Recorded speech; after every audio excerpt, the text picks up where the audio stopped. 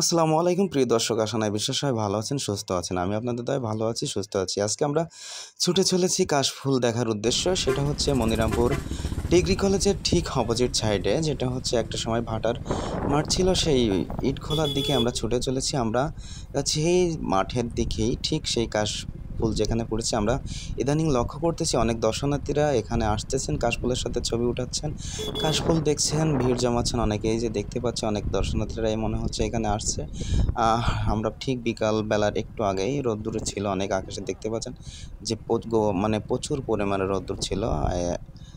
আমরা ঢুকতেছি কাশফুলের ঠিক ক্ষেতের দিকে। সামনে দেখতে পাচ্ছি কয়েকজন দর্শনার্থী মনে হয় ঘুরতে আসছে। অনেক কিউট বাচ্চারা রয়েছে। সাথে রয়েছে কিউটের ডিব্বা। মাই গড! So our cuteness. যাই হোক, সরি, একটু মজা করলাম। আমরা কাশফুলের ঠিক জায়গায় চলে এসেছি, কিন্তু ২ দিন যাবৎ বৃষ্টি হওয়ার কারণে ফুলগুলো ঝরে গেছে। আমরা আসলে সেই ফুলের সৌন্দর্যটা আপনাদের দেখাতে পারলাম না। তার জন্য আন্তরিকভাবে দুঃখিত। যাক, আসছি যাতে একটা সেলফি না নিলে কেমন হয়, একটা সেলফি আজ নিয়ে নিই। 18 দিন ভালো পরে থাকবেন, সবাই আমাদের সাথে থাকবেন। নেক্সট টাইমে নেক্সট পার্টে অনেক কিছু দিব ইনশাআল্লাহ। আল্লাহ হাফেজ। আসসালামু আলাইকুম।